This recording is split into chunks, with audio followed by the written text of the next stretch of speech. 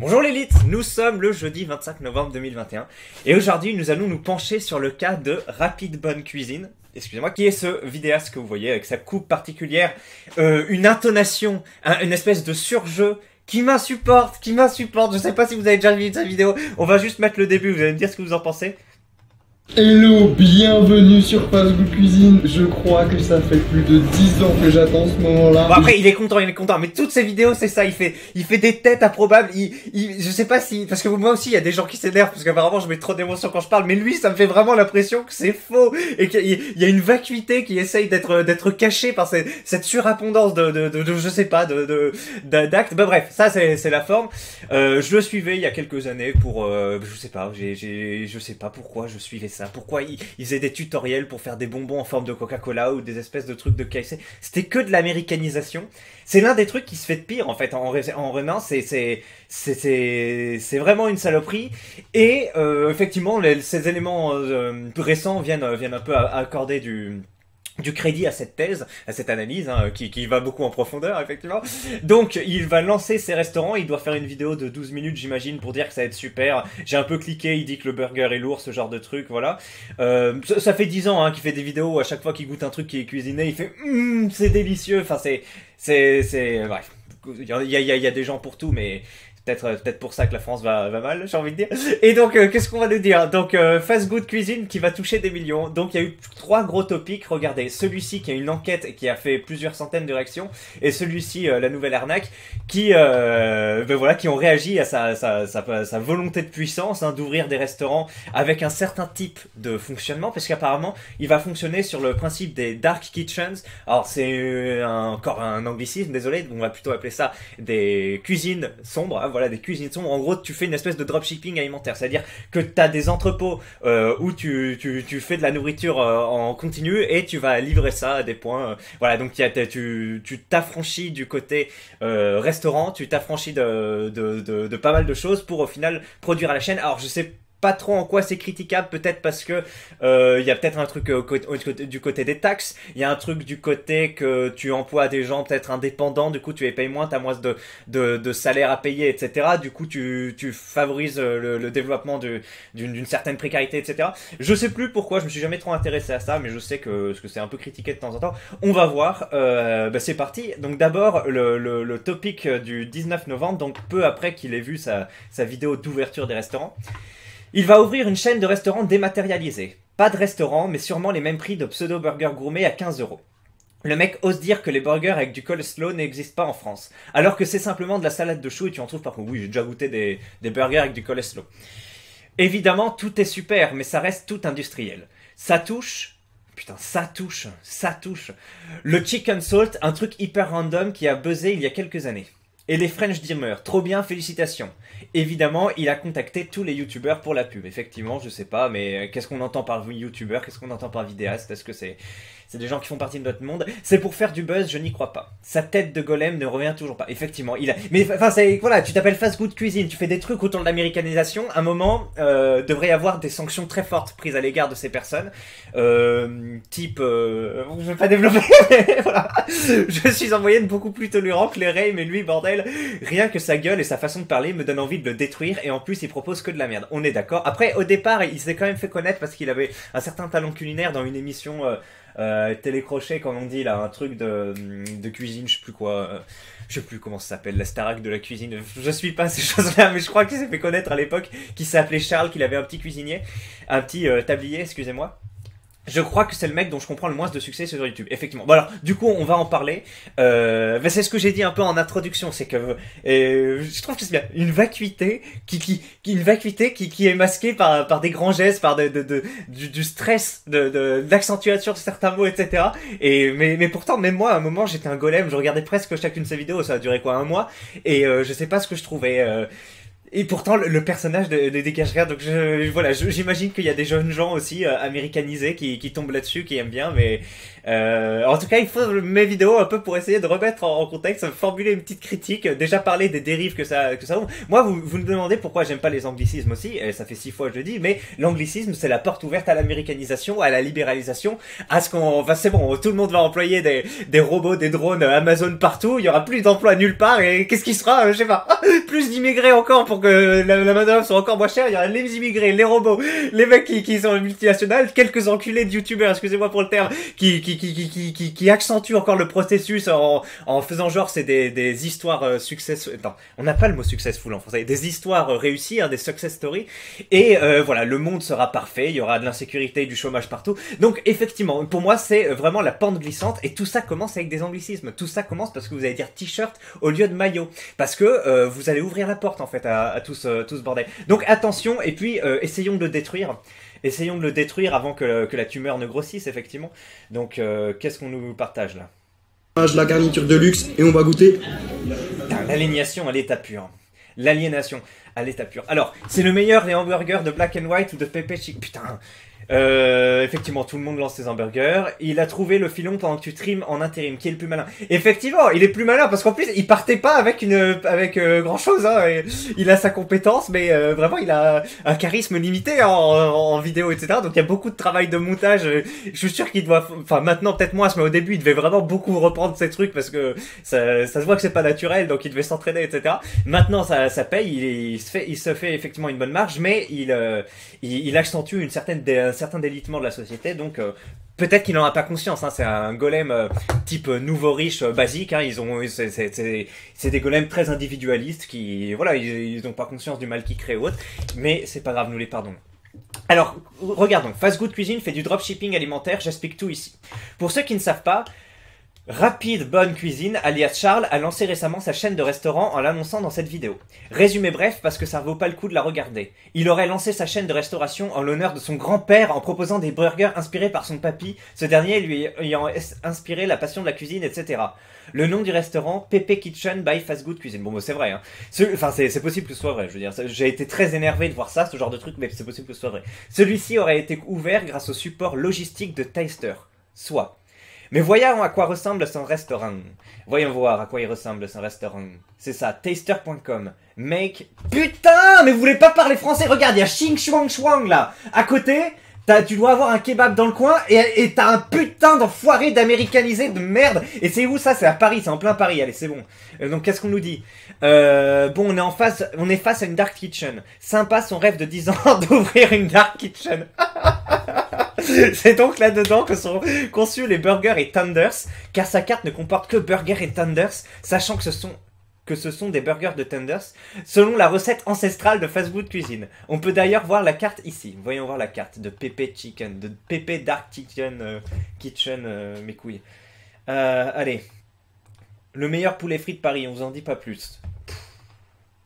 Mais quelle horreur! Quelle horreur. On appréciera la présentation dans les barquettes en plastique façon grecque du 5h après fin de soirée. Mais bon, comme je suis curieux, j'ai été voir ce qu'il y avait avant ce resto by Charles. Car oui, Taster est propriétaire des locaux depuis quelques années et il y avait un restaurant avant. Un restaurant coréen. Voyons voir sa carte. La carte du restaurant coréen by Taster. Eh ben dis donc, il a poussé l'enquête jusqu'au bout. Attends, excuse-moi. Quoi? C'était un coréen? C'était un restaurant coréen? C'était un restaurant coréen Korean Chicken. Mais c'est quoi ce délire? Attends, mais on est en train de découvrir des trucs, c'est fou. Attends, je vais te citer ton nom parce que t'as l'air d'avoir fait un sacré travail. Bravo à Yanis Begraoui, j'espère que c'est pas ton vrai nom. Tu te prendras pas une plainte et moi aussi, parce que attention, ces nouveaux riches sont très agressifs, hein. Ils ont l'avocat facile quand on commence à les diffamer. Oh bah mince, des tenders et des burgers de tenders, et même les fameuses waffle fries avec les glaces Ben Jerry's. Et attendez, ce restaurant a aussi un background. Un background veut dire arrière-plan, hein. Mais bon, on est en pleine américanisation, c'est vrai. Outfry, le street food sauce Séoul, ok, avec regarde nos origines. A été par le chef Sang-hoon Desgimbres. Sang-hoon Desgimbres, écoutez. Les burgers de notre restaurant coréen ont été réalisés en collaboration avec un chef d'origine coréenne étoilé au guide Michelin. Pas de doute, c'est du fait maison. Bref, je pense qu'il n'y a pas besoin d'aller plus loin. Rapide, bonne cuisine fait ici ce qu'on pourrait appeler du dropshipping alimentaire. Son fameux restaurant dont il rêve depuis 10 ans, c'est juste une dark kitchen qui fait des burgers et des tenders médiocres dans un coin sombre du 18e depuis des années. Taster, l'entreprise qui tient cette dark kitchen, a juste proposé un gros chèque pour que Charles fasse le sandwich publicitaire en faisant toute une histoire de fond en mode « Oui, c'est le burger de mon grand-père avec sa sauce spéciale », alors que c'est juste un vieux burger digne du kebabier du coin de la rue avec une mayonnaise au citron. Le tout vendu 15 balles hors frais de livraison. Bref, c'est purement de l'arnaque, notre youtubeur n'a pas passé une minute à élaborer ses recettes, il a juste pris un gros chèque pour faire quelques vidéos pour une marque de fast-food médiocre. Alors écoutez, moi je lis là, je suis le messager, donc ne m'attaquez pas sur mes propos avocat de Charles, l'enfoiré qui est pas capable d'utiliser des mots français pour se décrire. Donc, voilà, c'est une honte. Et je dis pas que c'est vrai ou autre, je dis qu'effectivement il y a des indices qui semblent concorder pour montrer qu'il y a une certaine similitude et que voilà, les vidéastes vous m'horripilez. Alors, Osef, inconnu au bataillon. Pourquoi tu rates tes critiques culinaires des meilleurs kebabs, tacos et burgers de Paris? Oui, c'est ça, maintenant il fait des critiques culinaires des kebabs, tacos et burgers. Donc le remplacement alimentaire... Vitesse grand V. Je ne l'ai pas noté dans le topic, mais évidemment, tous les influenceurs qui gravitent autour de Charles ont mangé le meilleur poulet de leur vie. Quand même, effectivement. Non mais, qui accorde du crédit à ces conneries? Quel est l'âge de ces personnes? Quel est leur milieu socio-culturel? Le test du QI est pas forcément pertinent, mais pourrait être fait pour voir s'il n'y a pas une corrélation entre ceux qui regardent ça et leur degré d'américanisation, le temps qu'ils passent sur Netflix ou ce genre de merde, le temps qu'ils passent à lire des livres. Je suis sûr qu'il y a tout un sociotype qui se dégagerait. Faudrait voir bref. Et une fois qu'on les a identifiés, peut-être qu'on pourrait faire quelque chose avec eux. Mais le problème, c'est qu'ils sont sans doute plus nombreux. Salut à tous, c'est Fast Good Cuisine. Aujourd'hui, on va faire un gâteau aux Oreos. Pour faire ça, il vous faut 10 paquets d'Oreos, 2 pots de Nutella, des M&M's et des Smarties. Bon voilà, bon résumé, oui. C'est une tuerie. Putain, je me souviens, ils faisaient tout le temps ça. Une tuerie. Aïe aïe aïe, aïe aïe aïe, les amis, ils parlent comme ça. Allez, on continue. Page 8, c'est horriblement cher. N'explique tout pas ce que c'est qu'un dark kitchen dans le premier post, ce serait bête. Effectivement, même moi je sais pas trop. Donc en gros, c'est un restaurant spécialisé dans les livraisons. Il n'y a pas de salle, mais tu pratiques comment dire, des coûts compétitifs avec ceux qui ont une salle, ceux qui ont du personnel, etc. Donc c'est, et en plus tu tu capitalises ton image de vidéaste pour survendre ça, et voilà. Bon, c'est du marketing. Il y en a pour qui ça a une logique. Bah oui, on vend au prix du marché, etc. Si c'est trop cher, ça se vendrait pas. D'accord. Et oui, non mais d'accord. Effectivement, si ton but t'es un individualiste primaire, etc. Tu peux faire comme ça. Mais si t'as un minimum d'éthique ou je sais pas ça, tu affiches clairement que t'es un restaurant dématérialisé, que voilà, tu contribues au délitement, à la destruction de la culture française du restaurant, etc. Que tu passes par des livreurs qui sont sans doute la plupart immigrés, parfois sans papier, parfois pas payé. Enfin, il y a pas mal de conneries autour de ça. Là, j'ouvre un sujet que je maîtrise pas, mais c'est pas forcément un bon modèle d'affaires, un bon, comment dire, un créneau d'emploi tout à fait stable, tout à fait bénéfique, tout à fait pérenne.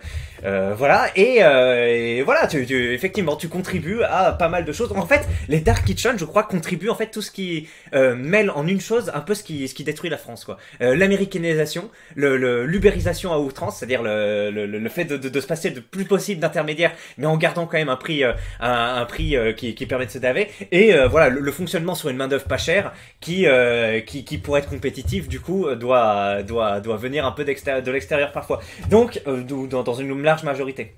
Donc effectivement, on est sur en fait, c'est très bien, c'est une belle vidéo, parce que ça semble anecdotique au départ, mais on est sur une synthèse assez puissante de ce qui va nous tuer.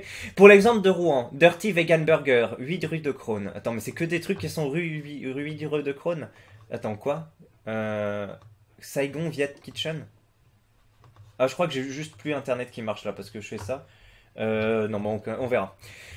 Quand je faisais Deliveroo, je prenais régulièrement des commandes dans les dark kitchen comme Outfry. C'est un mec vietnamien né en France qui a ramené le concept sur Paris. Il me semble, en tout cas, ça marche du feu de Dieu. Un bon truc de pigeon parisien. Il y a à mettre sous la dent et paye 25 €. Alors, il faut absolument que ça soit audité, que ces trucs-là soient plus taxés pour qu'ils puissent pas concurrencer les vrais restaurants qui ont des taxes, etc. à payer, ou que ça s'équilibre d'une manière, parce que c'est un peu con de le faire. Mais il faut voir au niveau des marges, etc. Et il faut voir si faut vraiment se poser pour voir si c'est un modèle d'affaires pérenne et s'il n'y a pas des exactions. Alors voyons voir, on va ouvrir un truc, je vais écrire le problème des dark kitchen, parce que des dark kitchens, Tout savoir sur les Dark Kitchen, ces restaurants fantômes qui... Je sais pas. Attends, mais je viens pas de le mettre en noir, ça? Hop, attendez. J'ai dit de le mettre en noir. C'est parti. Tout savoir sur les Dark Kitchen, sur les cuisines sombres.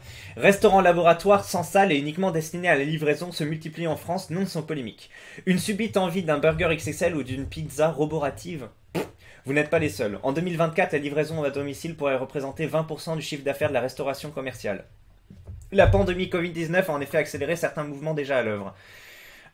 Plus que jamais appel à la livraison de repas. Alors oui, ça c'est un problème aussi.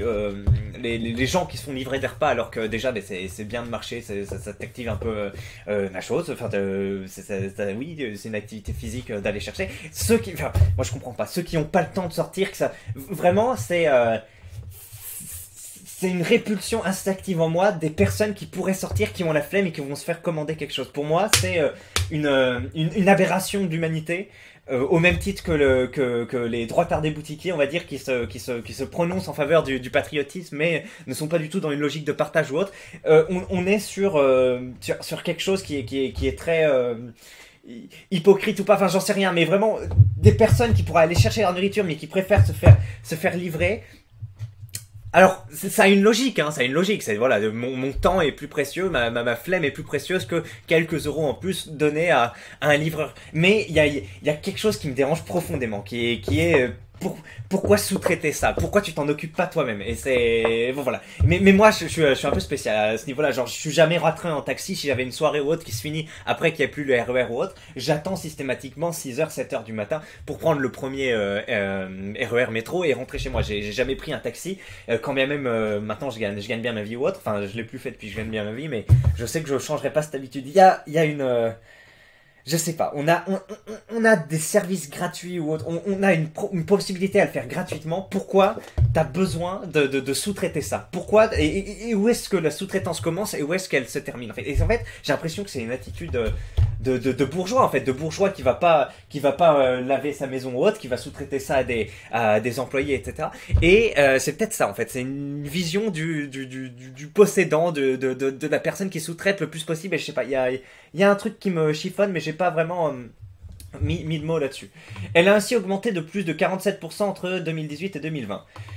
7 commandes sur 10. Ah oui, puis il y a le côté que ça passe par de la saloperie. Uber Eats, l'américain, Just Eat, j'en sais rien, Deliveroo, j'en sais rien aussi, mais oui, c'est des trucs qui payent sans doute pas leurs impôts, qui payent leurs trucs en Irlande ou je sais pas quoi, donc c'est pas possible de les concurrencer avec des boîtes françaises. Donc non, on devrait mettre le haut là, on devrait commencer à faire ça. Après, le problème, c'est que y a je sais pas combien de pourcents d'importations russes qui viennent de gaz qui viennent de Russie, tous nos trucs qui viennent de Chine et les services qui viennent de comment ça s'appelle, des États-Unis. En fait, à un moment, faudra être bien coordonné si quand on voudra se libérer de nos aliénations extérieures. Mais ouais, il y a ça commence à s'assombrir, hein. La guerre civile est proche. Dans le sillage de l'explosion des livraisons, un phénomène est apparu ces derniers mois en France. Les cuisines sombres que l'on pourrait traduire par cuisine fantôme, c'est pas mal. C'est très nouveau et encore petit à l'échelle du marché, explique François Blouin. On compte ainsi un peu plus de 400 Dark Kitchen en France. Ben, grâce à Charles, on en compte... Ah ben non, il en a pas créé une, mais il la met en avant. Cet homme sandwich l'habit d'une forme qu'on pourrait juger attirante si il nous manque certaines cases. Est-ce un effet d'aubaine dû à la pandémie ou une vraie tendance de fond? C'est une tendance de fond, les gens ils deviennent des golems qui sous-traitent tous les trucs les plus basiques. Qu'est-ce qu'une Dark Kitchen et comment est-ce que cela fonctionne? Apparu il y a une dizaine d'années aux États-Unis dans la ville de Chicago, le meilleur, les Dark Kitchen sont nés d'un constat. Les acteurs de la livraison type Uber Eats se sont rendus compte à l'époque qu'il existait une demande de plus en plus forte le soir pour des repas livrés à domicile dans des quartiers de résidence où il n'y avait pas de restaurant à proximité. Ils y ont décidé d'implanter leur première Dark Kitchen. La définition semble plutôt simple. Un restaurant qui n'a pas de salle et qui est conçu uniquement pour la vente au format livré. Il s'agit donc de cuisine équipée et conçue uniquement pour la préparation de plats dédiés à la livraison. Mais concrètement, comment est-ce que cela fonctionne? Business Insider France a interrogé la start-up française Not So Dark, qui s'est lancée dans le marché il y a quelques mois et qui compte désormais 9 Dark Kitchen. L'entreprise espère en ouvrir 27. millions de trucs. Not So Dark crée des sites de production, les fameuses Dark Kitchen. Dans ces locaux qui varient entre 400 et 1000 mètres carrés, l'organisation de la cuisine est pensée pour optimiser le délai et la préparation des plats. Nos cuisines sont de véritables laboratoires où tout est optimisé grâce à des logiciels créés en interne. Donc c'est les Américains qui s'occupent de la livraison, enfin les Américains qui sous-traitent à des populations locales. C'est-à-dire entre 25% du prix de la commande. On ne peut pas en parler, les conditions ont été retravaillées, mais nous avons de très bonnes relations avec les plateformes de livraison, confirme le fondateur. Comment les marques de plats vendus sont-elles créées et développées pour séduire les clients?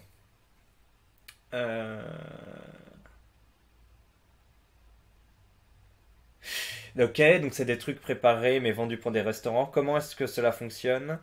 Euh, Ils identifient les tendances qui viennent de l'étranger et les prochains plats qui arrivent en France. On crée une marque virtuelle pensée pour la livraison. Les recettes sont alors travaillées avec un chef ou une personnalité dans le domaine, payé une fortune. On fait appel à une agence marketing.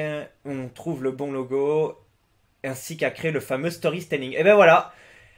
En fait, il y a un concept. Ils identifient le concept qui va arriver en France et qui va bien marcher. Hein. On pompe effectivement tout ce qui est américain, coréen ou je sais pas quoi.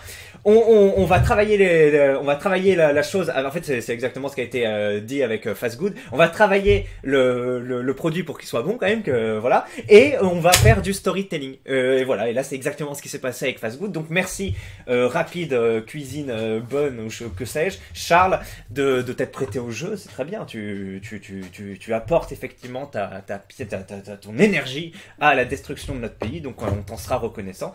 On imagine que tu iras passer ta retraite à Dubaï, bien sûr, que ce sera très agréable, blabla. Par exemple, pour la marque Street Dumpling, la startup Not So Dark part des meilleurs dim sum de Canton et de recettes traditionnelles. Une fois la marque fabriquée, il faut qu'elle soit visible sur les plateformes. Le truc pour se faire connaître est rapide, une bonne note des clients et des jolis visuels. C'est en effet l'algorithme de ces plateformes qui décide de mettre en place ou de faire apparaître en premier tel restaurant ou telle marque. Donc on essaye d'arriver en premier. La qualité des plats est-elle le même que ceux d'un restaurant traditionnel? Bah oui, c'est de la cuisine, c'est de la cuisine. Hein. Donc voilà, le fondateur Not So Dark se défend de son côté, c'est complètement faux. La qualité de nos plats n'est pas moins bonne que celle des plats de restaurants traditionnels. Nos produits sont de qualité et on adapte nos plats, notamment grâce à des groupes de consommateurs tests jusqu'à trouver la meilleure recette possible. Effectivement. Bon après, quelle est la différence entre une cuisine où tu fais ça à la chaîne et où en fait t'as un restaurant qui n'existe pas, c'est juste du marketing virtuel, et un vrai restaurant franchisé ou non. Bon, la limite est pas forcément claire et je suis pas expert du sujet, mais il y a quand même un sujet d'ancrage dans le réel, du fait que tu fais quand même une initiative qui est amenée à rester plus longtemps ou autre, je sais pas, mais pour moi c'est une espèce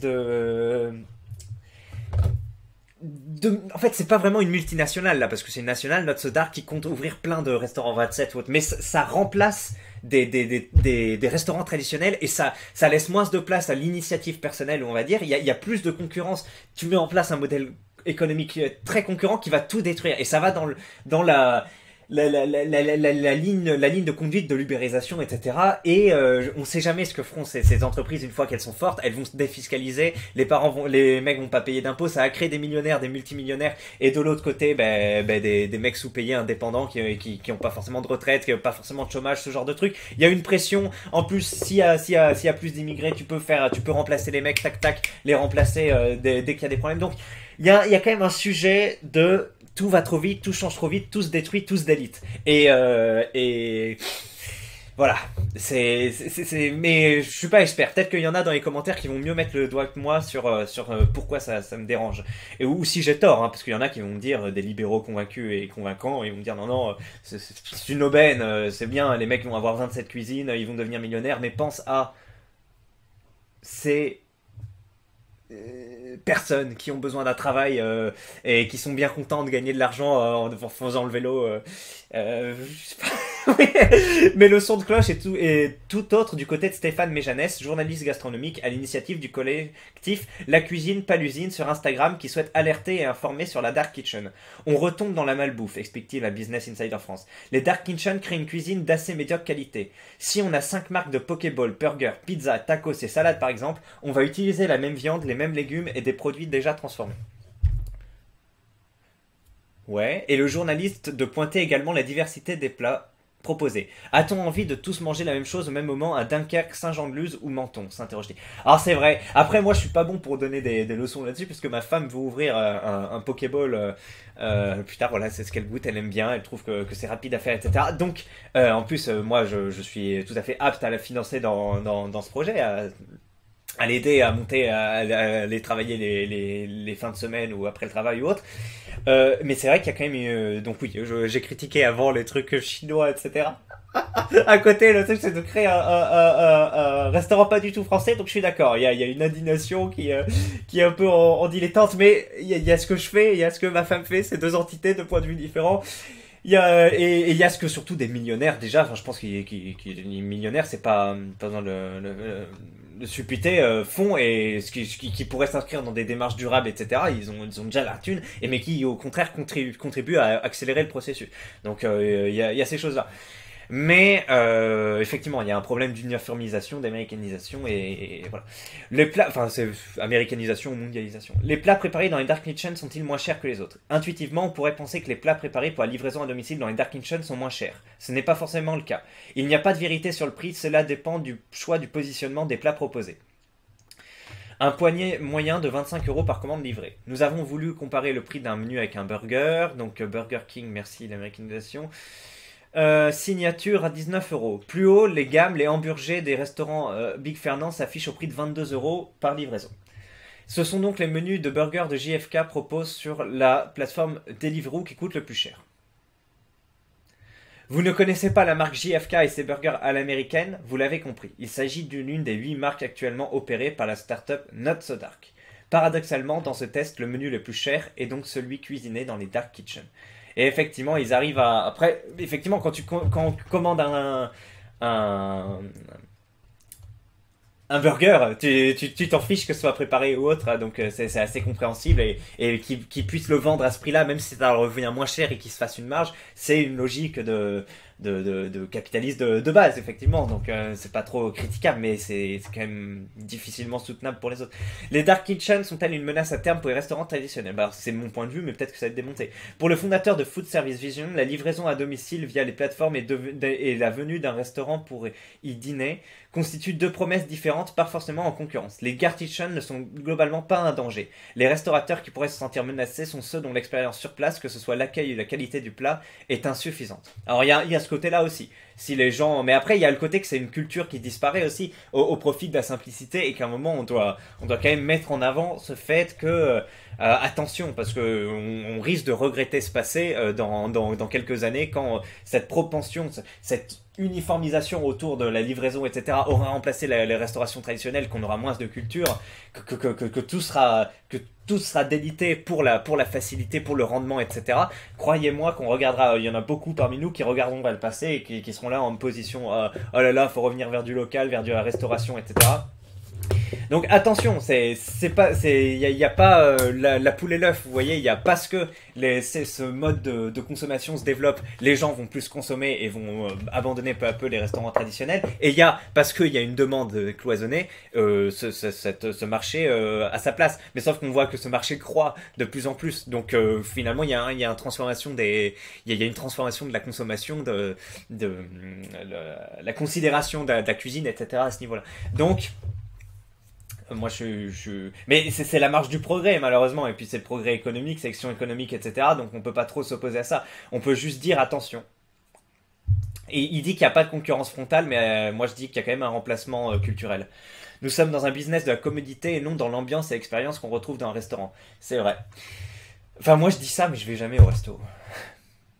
Stéphane Méjanès se montre moins optimiste. Même s'il va y avoir un fort mouvement de retour au restaurant, certains seront toujours frileux par rapport à la promiscuité et ce ne sera pas facile de récupérer des parts de marché.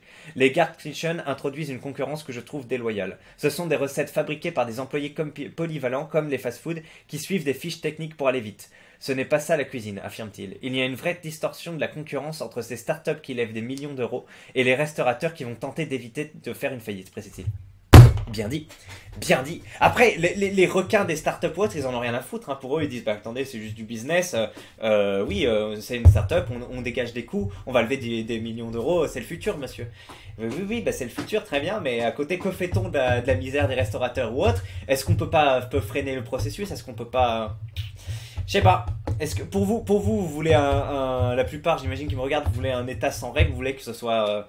le marché qui gagne, la demande des consommateurs veut ça, les gens qui ont de l'argent vont investir dans ces startups vont grossir plus vite que la musique, vont pouvoir concurrencer les vrais restaurants, vont pouvoir les remplacer, et pour moi, il n'y a rien de bon à la fin, il y a rien de bon à la fin.